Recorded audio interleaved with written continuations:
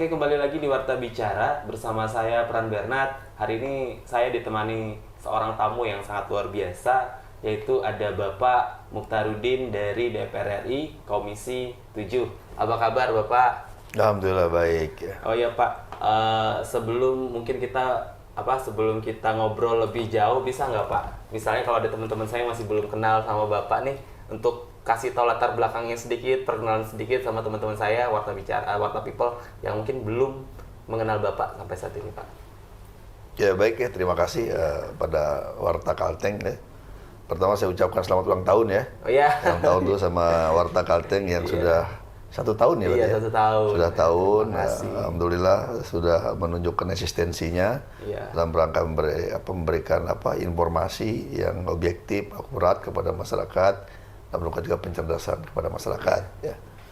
Kemudian tentu sedikit mungkin saya sampaikan sedikit tentang biografi ya, mungkin ya.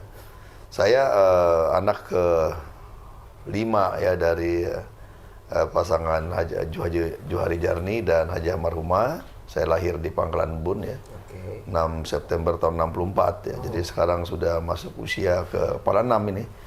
Ya ada 59 jalan gitu ya, jalan ke 60 ya. Dan saya mulai karir saya itu cukup panjang ya. Sejak di perguruan tinggi saya memang juga aktivis ya di perguruan tinggi di Universitas Mangkurat ya. Kemudian setelah saya pendidikan saya mengikuti masuk pegawai PNS ya, ASN ya, ASN kurang lebih 12 tahun saya di ASN. Kemudian 2002 saya mundur dari ASN karena memang ketertarikan saya kepada dunia politik. Jadi karena saya yakin kalau saya tidak fokus ya, akhirnya saya mengambil pilihan ya, memilih tetap di ASN atau di politik. Akhirnya saya mengambil posisi pilihan ke politik untuk menjalani politik karena memang ke situ, panggilan hati nurani saya ke situ. Nah, sejak itulah saya berkiprah di dunia politik, ikut pemilu 2024. 2004 ya. 2004 ikut pemilu legislatif untuk caleg DPR RI dan alhamdulillah terpilih. Oh, langsung terpilih 2004. Terpilih 2004 sampai 2009. DPR ya. RI. DPR RI. Oh, ya. luar biasa. Jadi ya itulah memang faktornya waktu itu ya mungkin ya situasinya sekalian mungkin rezeki saya juga gitu ya. Tapi alhamdulillah dan sampai sekarang saya tetap berkiprah di dunia politik ya, di Partai Golongan Karya ya. Jadi dan sekarang kembali terpilih hasil Pileg 2019 di Komisi 7 ya yang membidangi energi, pertambangan, industri dan riset. Jadi mungkin sekilas itulah mungkin sekedar perkenalan biodata singkat saya tentang masalah. Baik Pak, saya agak sedikit penasaran nih Pak, kenapa langsung ke DPR RI? Kan itu sebenarnya menurut saya sih lumayan susah ya Pak ya, langsung ke DPR RI. Kenapa nggak ke DPRD kota dulu, provinsi, dari kecil dulu, tapi Bapak pilih langsung ke DPR RI, dan kita tahu lumayan, buat saya nggak gampang sih ya itu Pak ya. Dan bisa kepilih lagi, wah. Jadi ini panjang ceritanya ya. Jadi sebenarnya saya itu waktu itu begitu saya keluar dari PNS ASN 2002 saya mundur, kemudian persiapan saya 2 tahun ke 2004 untuk pemilu legislatif. Pada waktu itu saya pengennya cuma anggota DPRD kabupaten. Ya, kabupaten. Tapi ya mungkin waktu itu jumlah calegnya sudah lebih. Nah, jadi dari kader-kader yang ada ternyata sudah kelebihan nih untuk kabupaten. Jadi harus dipindahin ke tingkat yang lebih tinggi. Akhirnya saya disarankan ke provinsi. Ya saya oke juga kalau dipindahin ke provinsi ya. Begitu diajukan saya sebagai caleg provinsi, ternyata formasi juga sudah full. Sudah penuh juga. Nggak bisa juga saya caleg provinsi. Betul. Nah kemudian bagaimana ditawarin lagi kalau caleg DPR RI? Ya sebagai kader saya nggak bisa siap terus gitu ya. Saya siap terus. Oke, kalau begitu saya siap juga untuk DPR RI. Akhirnya dicalonkanlah saya ke DPR 2004 itu. Jadi ya itu mungkin jalan Tuhan ya, jalan Tuhan. Ya, mau kabupaten penuh calegnya, mau ke provinsi penuh calegnya ya. Akhirnya udah dilempar ke pusat aja. Ke pusat. Dan langsung keterima. Alhamdulillah. Langsung duduk. Jadi ini Ya mungkin ya itulah jalan Tuhan ya. Iya. Jalan Tuhan yang tidak saya bisa prediksi. Ya saya ikutin saja prosesnya dan saya nikmati dan saya siapkan semuanya sehingga saya bisa ikut terpilih pada pemilu legislatif 2004 itu. Dan sampai sekarang berkarir di DPR RI. Oh, ya. Sampai sekarang masih duduk di DPR RI. Baik. Nah kan Bapak itu lumayan aktif nih saya lihat di sosial media dengan anak-anak muda nih Pak. Nah, kenapa Pak? Kenapa Bapak lumayan tertarik untuk mendekati anak muda? Kenapa Pak? Jadi begini, yang pertama memang saya concern sekali dalam rangka peningkatan kualitas sumber daya manusia. Ya. Saya pengen ada menciptakan regenerasi ke depan. Ya. Karena bagaimanapun regenerasi itu kan sesuatu yang harus dipersiapkan, harus by design ya. Betul. Saya ingin anak-anak muda Kalimantan Tengah itu juga bisa berkarir ya secara lebih bagus, baik di dunia usaha, dunia politik, bisnis dan lain-lain. Makanya saya concern saya memang ke anak muda, dalam rangka kita menciptakan generasi ke depan ya. Dan saya kan kebetulan diberikan amanah untuk itu ya, sehingga ada kewenangan, ada jabatan, ada tanggung jawab secara moral dan struktural untuk membangun SDM Kalimantan Tengah. Maka saya mendekati anak muda. Itu yang pertama, bahwa saya pengen ke depan anak muda Kalimantan itu maju ya di semua sektor, bisnis ya, ekonomi, politik dan sebagainya. Itu satu yang pertama. Yang kedua, memang ini eranya anak muda ya. Ini eranya anak muda. Kita memasuki sama bonus demografi ya.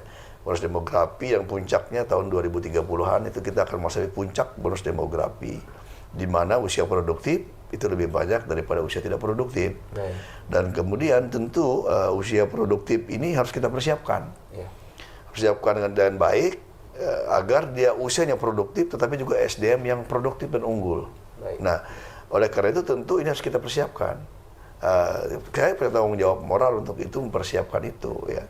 Dan oleh karena itu saya mendekati anak muda, memberikan edukasi, pelatihan, ya, bimbingan teknis dan lain-lain kepada anak muda, supaya mereka kita persiapkan sebagai generasi muda yang ke depan bisa melanjutkan estafet kepemimpinan dan rangka pembangunan. Nah, bonus demografi anak-anak muda yang usia produktif ini harus dipersiapkan menjadi manusia yang unggul, agar dia menjadi modal, agar jadi modal pembangunan, modal bagi daerah, ya. Kalau SDM-nya bagus. Tapi kalau anak muda yang usia produktif ini tidak kita persiapkan menjadi SDM yang unggul, yang mempunyai keunggulan secara komparatif, kompetitif, ya, dia menjadi beban nanti masalah. Jadi beban negara, beban daerah, beban masyarakat. Usianya produktif tapi tidak produktif. Betul. Nah, yang ini yang menjadi PR bagi saya. Sedangkan kita menghadapi yang namanya bonus demografi, di mana usia produktif itu banyak sekali. Persaingan akan ketat gitu ya. Persaingan semakin ketat, kesempatan lapangan kerja terbatas. Hanya SDM yang unggul ya, yang mempunyai kemampuan ya, punya ilmu, pengetahuan, keterampilan dan kemauan itu yang bisa nanti memenangkan sebuah kompetisi. Nah, inilah yang saya mendekati anak muda. Yang pertama itu agar mereka bisa menjadi SDM yang unggul pada waktunya. Dan kalau enggak saya berdosa juga ya, sebagai orang yang diberikan amanah, yang ada tanggung jawab, diberikan kewenangan, diberikan ada kekuasaan, ya tidak memberikan sesuatu yang terbaik bagi anak-anak muda Kalimantan Tengah. Makanya saya mendekati anak muda. Baik. Nah, itu kan dari sisi pemerintah nih Bapak. Pemerintah sudah menyediakan berbagai macam nih fasilitas supaya kita anak-anak muda bisa berkembang dengan sangat baik. Nah, tapi kalau dari sisi kami anak-anak muda, kira-kira apa sih yang mesti kami kerjain nih Pak supaya kita nggak kalah, anak-anak muda kami tuh nggak kalah sama dengan orang-orang dari luar pulau, dari Pulau Jawa atau segala macam. Karena saya tuh sering mendengar, kualitas SDM, kualitas anak-anak muda di Kalimantan Tengah terkhusus itu banyak sekali yang kalah dengan orang-orang dari luar pulau. Saya sering dengar seperti itu. Nah, kira-kira kami mesti ngapain anak-anak muda kayak saya nih Pak? Yang jelas begini ya, sebagai usia-usia produktif tadi ya. Yang pertama ya kita adalah menjadi sumber daya manusia yang produktif, itu artinya dia memiliki paling nggak 3 hal ya. Yang pertama dia mempunyai aspek knowledge-nya atau ilmu pengetahuan. Ya, ilmu dia harus punya. Yang kedua, aspek skill, ya, keterampilan juga harus punya. Dan yang ketiga hal pentingnya, yang paling elementer dan mendasar adalah aspek yang disebut dengan sikap, mental, kemauan. Nah, ini yang harus juga dimiliki. Artinya dia punya ilmu, ya, dia punya pengetahuan, juga punya keterampilan, tapi juga punya kemauan. Sehingga saya yakin dengan kita memiliki anak muda dengan memiliki 3 elemen ini, ya, 3 hal ini dimiliki oleh anak muda Kalimantan Tengah, dia tentu akan bisa memenangkan persaingan. Dia punya ilmu, expert di bidangnya, ya, punya skill, punya keahlian, keterampilan, dan punya kemauan, mental kemauan ini menyangkut karakter, ya. Nah, salah satu juga yang harus dimiliki anak muda Kalimantan Tengah, ya, adalah soal keberanian keluar dari zona nyaman. Nah, ini anak-anak muda Kalteng ini harus nih, kan memang saya lihat anak-anak muda Kalteng ini agak takut keluar dari zona nyaman. Baik. Nah, jadi harus berani jauh dari orang tua, jauh dari keluarga, ya, sakit, menderita, ya, kemudian yang nggak seperti orang-orang yang daerah lain lah, ya, yang berani masuk ke Kalteng, yang berani masuk ke pedalaman Kalteng. Nah, kita orang Kalteng juga harus berani gitu loh. Tapi syaratnya apa? Harus punya ilmu pengetahuan, punya keterampilan, punya kemauan, punya keuletan. Saya yakin dengan itu pasti akan memenangkan persaingan. Kita tidak akan tersisih, tidak akan tertinggal, pasti akan memenangkan kompetisi kalau kita mempunyai keunggulan tadi. Keunggulan komparatif dan kompetitif. Komparatif artinya tadi ilmu ada, keterampilan punya, kemauan ada. Kompetitif dia mampu bersaing. Dan kuncinya di kita sendiri, di anak muda Kalimantan Tengah. Ya. Nah, saatnya anak muda gali itu semua, ya, kesempatan untuk itu. Salah satunya ya memperkuat semangatnya. Nah, kira-kira saran Bapak supaya kami punya ketiga hal tadi, kami mesti ngapain, Pak? Supaya kami bisa punya tuh, yang tadi, terutama kami punya kemauan deh, untuk punya skill, untuk punya manners yang baik, ya, supaya kita nggak mental block mulu tuh. Gimana menurut Bapak, kami mesti ngapain kira-kira? Ya, yang pertama tadi yang paling elementer kan kemauan, ya. Di mana orang kita bilang di mana ada kemauan di situ pasti ada jalan, ya. Artinya kemauan ini penting dimiliki oleh anak muda, ya. Yang kedua, anak-anak muda yang saat ini proses belajar itu harus diikutin, ya. Baik belajar, mencari ilmu pengetahuan sebanyak-banyaknya melalui pendidikan, ya. Kemudian kursus-kursus keterampilan, keahlian itu harus diikutin. Diasah skillnya, ya, diperbanyak ilmunya, ya. Kemudian ya itu tadi kemauannya harus diperkuat. Saya yakin dengan itu dilakukan, ya, insya Allah akan ikut aja. Ya. Nah, pemerintah sudah banyak menyiapkan, ya, menyiapkan fasilitas, kemudahan, ya. Kemudian termasuk juga kegiatan-kegiatan bagi masyarakat ini dimanfaatkan. Nah, alhamdulillah Kalimantan Tengah ini beberapa kali melakukan saya pelatihan, pendidikan segala macam, animonya cukup tinggi. Ya, animonya cukup tinggi. Nah, tinggal ini pemerintah, tidak hanya pemerintah pusat, ya, pemerintah daerah juga mempersiapkan itu, ya. Artinya mengejar membangun infrastruktur, tetapi membangun SDM jangan lupa, ya. Jangan lupa, karena ini modal, ya. Kita bisa dari APBD dipergunakan 90% hanya untuk infrastruktur, 10% untuk pengembangan SDM. Jangan, ya. Minimal 60-40. Padahal SDM ini penting buat ke depannya, Pak, ya. Betul. Menciptakan SDM tuh nggak kayak makan cabai, digigit pedas. Tetapi proses, by proses. Tapi nanti akan mewarisi, akan menjadi SDM yang unggul. Nah, kalau dia unggul pasti dia menangkan persaingan. SDM-nya baik aja dulu. Pasti kalau dia SDM-nya baik, pasti bisa. Pasti bisa. Nah, Pak, kan kira-kira menurut Bapak nih, apa sih yang kita anak-anak muda di Kalteng itu kita bisa kasih kontribusi apa sih buat Kalimantan Tengah kira-kira, Pak? Ya, anak-anak muda yang saatnya kalau ini kan waktu belajar, ya, usahakan ya pendidikannya fokus itu aja lah. Ya, karena usia anak muda ini kan usia sekolah. Ya, usia-usia untuk menggali ilmu dan pengetahuan, ya. Artinya belajar dan sekolah yang serius, ya. Dan kemudian gali skillnya, ikuti keterampilannya, diperbanyak ilmunya. Nah, itu aja yang dilakukan loh, karena ini usia-usia ini. Usia-usia ini itulah saatnya. Nanti dengan dia punya ilmu dan pengetahuan, dia nanti kan keluar sendirilah. Jadi anak-anak muda sekarang yang pertama bergaul yang positif lah, ya. Jangan rusak otaknya. ya. Baik. Jangan rusak otaknya karena ini otak mahal sekali, hard disk otak ini mahal sekali, nggak bisa diganti ya. Jangan rusak otaknya. Baik. Yang merusak otak itu apa? Minuman keras, narkoba, ya. Betul. Nah itu ya, say no lah narkoba. Baik. Karena begitu otak rusak, mau apapun nggak ada gunanya lagi. Iya. Nah, jadi ini anak muda jangan ya. Saya minta anak Kalteng lakukan kegiatan produktif. Baik, itu aja saya.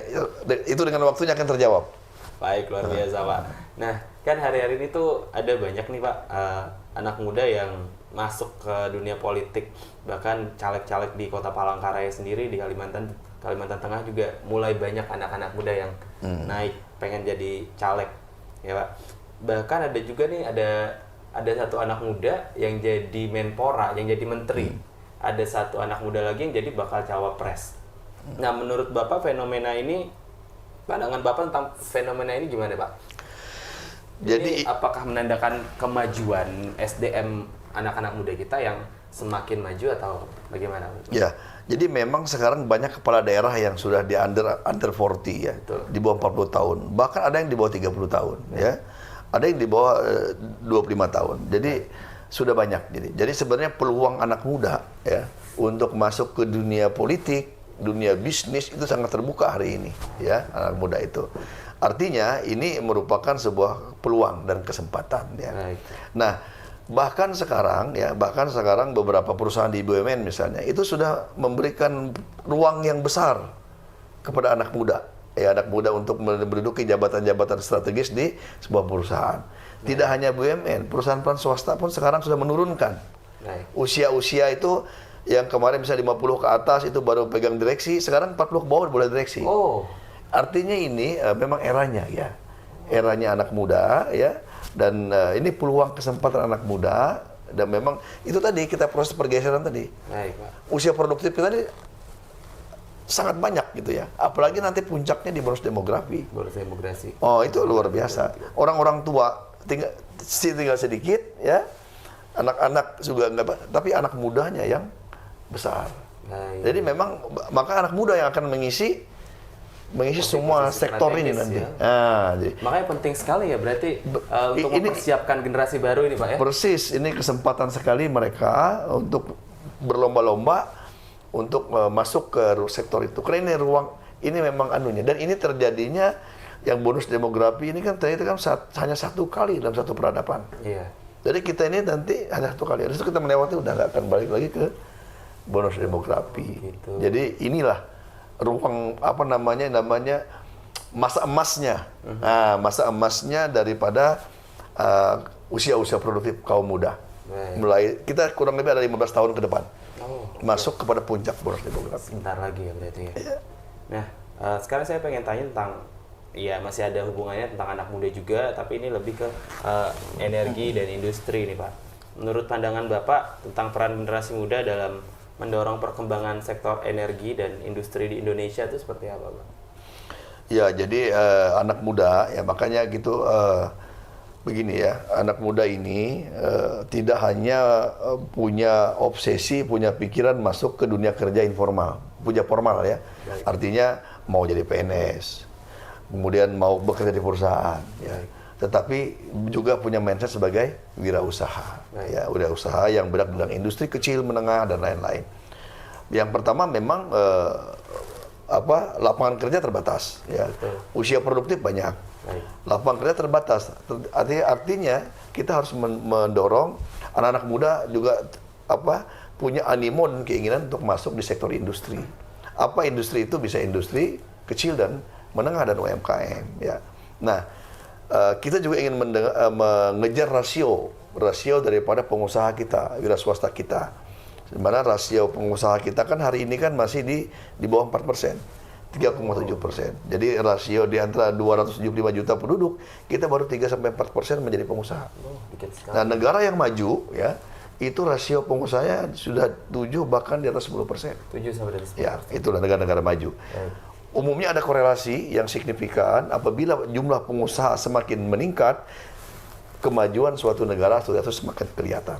Jadi ini yang kita kejar. Jadi kita dorong juga anak muda masuk di sektor industri itu.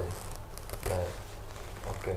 Tapi terkadang Pak, kita tuh sebagai anak-anak muda ya, terutama anak-anak muda ini, kita tuh mikirnya gini, gimana kalau saya pengen masuk ke dunia usaha, kalau saya pengen jadi entrepreneur, modalnya dari mana? Kan semuanya butuh uang lah Pak, apalagi kalau kita ngomong industri energi lah ya, kita ngomong soal energi itu kan butuh uang yang sangat besar. Nah, kami sebagai anak-anak muda kadang tuh masih belum punya uang, belum punya modal, belum punya kapital untuk hal itu. Menurut Bapak gimana untuk pemahaman yang seperti ini? Jadi sebenarnya ya anak-anak muda ini sekarang ya pemerintah ya sekarang sudah banyak menyiapkan fasilitas sebenarnya. Ya ada mulai dari peningkatan SDM-nya, kapasitas SDM-nya. Kemudian ada kemudahan permodalan akses perbankannya. Bantuan-bantuan pemerintah sebenarnya ada ya, tinggal bagaimana sekarang itu dimanfaatkan. Nah, salah satu juga tugas pemerintah adalah mensosialisasikan. Nah, sekarang memang ada gap ya, ada gap. Kadang-kadang ada banyak informasi yang tidak sampai kepada kaum muda yang ingin berwira swasta ya. Jadi akhirnya mereka bingung kemana mencari modal, bagaimana membuat usaha itu kadang-kadang. Nah, ini peran daripada pemerintah pusat dan daerah agar memberikan sosialisasi, edukasi kepada masyarakat, dan informasi tentang bantuan stimulus dari pemerintah harus nyampai kepada masyarakat. Karena banyak yang nggak tahu, banyak yang nggak tahu. Kurangnya sosialisasi dari pemerintah terhadap bantuan-bantuan pemerintah yang diberikan kepada masyarakat, khususnya untuk startup itu. Startup ini kan sebenarnya banyak bantuan. Iya, betul. Banyak bantuan. Ada kredit startup, ada banyak sekali. Nah, tinggal ini kadang-kadang nggak nyampai kepada mereka, mereka nggak tahu. Nah, itu kan tadi soal bantuan secara dana.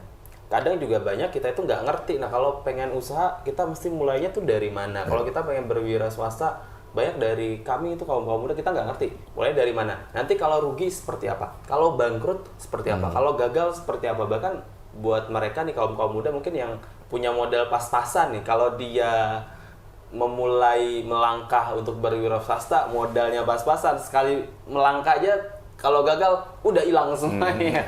Nah, gimana nih Pak kalau buat orang-orang yang begini? Iya. Jadi memang makanya saya ada beberapa program ya, sebagai saya di Komisi 7 yang bidangnya salah satunya ada industri atau dengan Kementerian Perindustrian, banyak program yang sudah saya lakukan dalam rangka peningkatan kapasitas sumber daya manusia yang menjadi menjadi SDM industri ya, industri mandiri. Seperti pelatihan-pelatihan. Nah, di situ diajarin bagaimana membuat usaha, bagaimana manajemen usaha, bagaimana akses permodalan, ada. Jadi ada pelatihannya, ada pelatihannya. Nah, setelah mereka mengikuti pelatihan, mereka dapat nomor induk berusaha NIB-nya, ya. Jadi intinya itu tadi ya. Yang pertama dia harus punya keterampilan, ya. Yang kedua punya kemauan. Jatuh bangun dalam usaha itu. Yang penting anak muda itu konsisten, konsisten dan usaha tidak rata-ratahan, ya tidak rata. Orang ini bikin ini juga ini, orang ini bikin tanpa melalui sebuah pertimbangan-pertimbangan yang matang gitu ya. Terus yang kedua kalau orang kita ini kadang-kadang anak muda kita ini mau cepet kaya gitu ya, mau cepet instan menjadi hasilnya langsung besar gitu ya, nggak bisa ya. Itu harus by proses dari kecil dulu tapi menjadi besar, jadi besar. Pengusaha besar juga umumnya dari kecil ya. Jadi jatuh bangun dalam usaha itu biasa, tapi tetap konsisten, tetap punya kemauan, punya semangat untuk itu. Begitu jatuh ya bangun lagi kan gitu. Kan selalu begitu, banyak orang yang jadi sukses juga begitu, mengalami proses. Nah Pak, sekarang saya pengen tanya nih, kira-kira bagaimana pemerintah itu berencana untuk menjembatani kesenjangan generasi dan mendukung kolaborasi antara pemuda dengan generasi yang lebih tua dalam mencapai tujuan pembangunan yang berkelanjutan? Ya, jadi ini masa transisi ya. Makanya pemerintah sekarang juga sama sekarang kami di DPR dan pemerintah punya satu persepsi dan visi yang sama dalam rangka mempersiapkan alih generasi ya. Seperti yang tadi, bonus demografi ini menjadi titik tonggak kita untuk melakukan alih generasi dan fokus perhatian kepada pada anak muda yang usia produktif tadi. Nah, makanya sekarang banyak program-program kegiatan baik dari pemerintah yang kami backup dari DPR adalah menjurus kepada peningkatan kapasitas sumber daya manusia anak muda. Baik. Ini kan upaya ini, melakukan upaya itu. Karena ini suatu proses yang akan dilewatin. Baik. Dan ini juga saya harus dimiliki juga oleh jangan hanya pemerintah pusat. Baik. Pemerintah daerah juga harus ya. Jadi visi dan misi dan langkah ini juga harus sama gitu ya. Baik. Jadi kewajiban kita juga mempersiapkan proses regenerasi itu. Mempersiapkan anak muda ya antara yang tua dengan yang muda ini sudah mulai kita persiapkan ya. Karena ini adalah masa-masanya ya. Sekarang kan politik anggaran kami di DPR itu sudah memang sudah banyak berkiprah kepada anak muda. Tinggal politik anggaran di APBD provinsi, APBD kabupaten kota ini juga harus sama ya. Jadi antara infrastruktur, pembangunan fisik dan pembangunan SDM mempersiapkan generasi muda itu harus mulai agak seimbang. Susah nggak sih Pak kira-kira untuk mempersiapkan sebuah regenerasi? Karena apalagi kalau di zaman sekarang kan sudah sangat banyak distraksi nih Pak. Dengan gampangnya akses ke pornografi, gampangnya akses sosial media yang kurang mendidik. Kan zaman sekarang itu sebenarnya distraksi sudah terlalu banyak.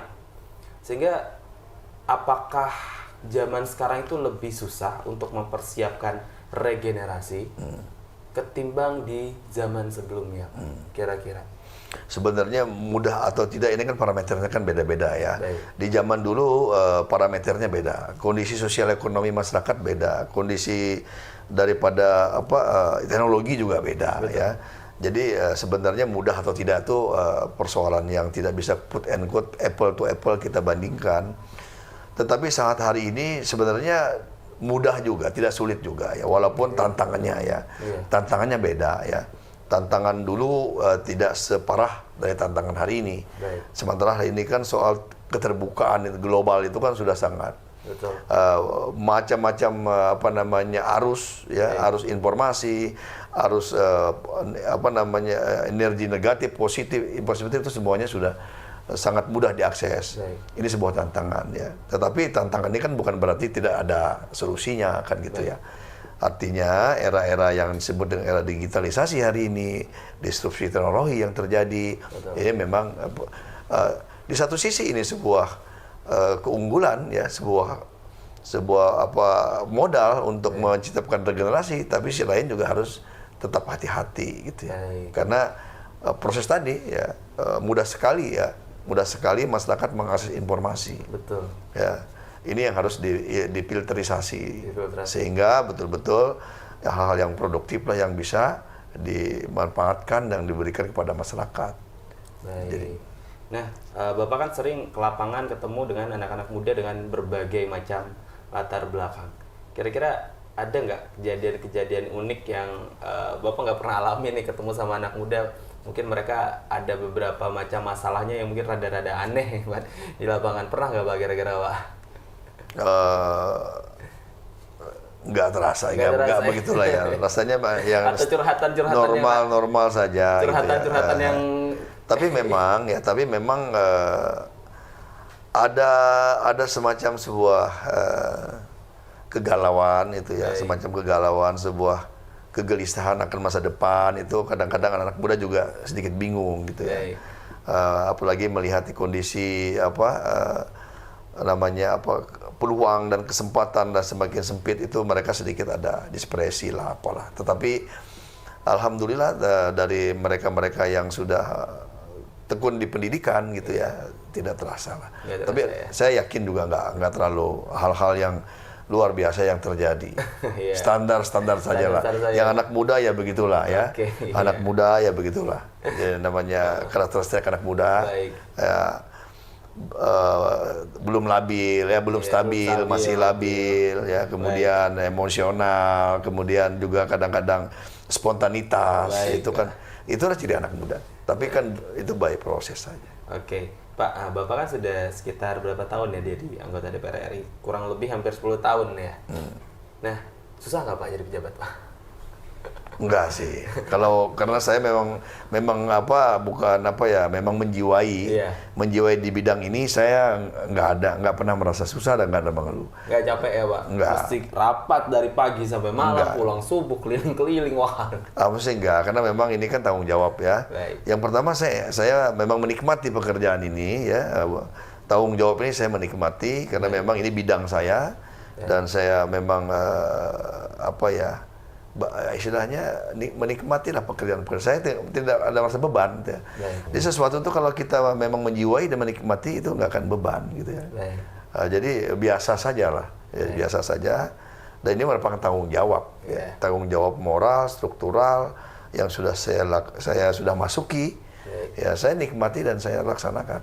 Jadi nggak terlalu berat, biasa aja. Biasa aja. Nggak terlalu capek-capek banget ya. Oh enggak lah, ini kan memang tugas, tanggung jawab ya. Luar biasa.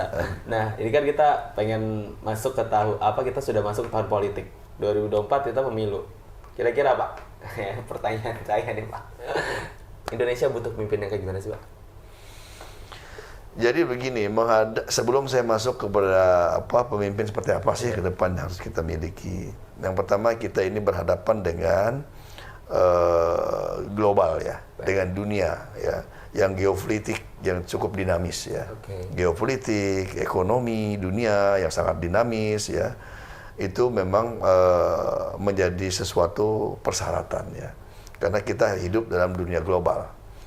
Juga tantangan di nasional juga tidak begitu mudah gitu ya, sehingga tentu kita mengharapkan ke depan sebuah pemimpin nasional yang mempunyai leadership strong leadership, punya kepemimpinan yang kuat, yang kemudian yang tidak mudah diintervensi negara lain, yang bisa menunjukkan eksistensi dan keberanian dan berani mengambil sebuah sikap dengan segala risiko, ya.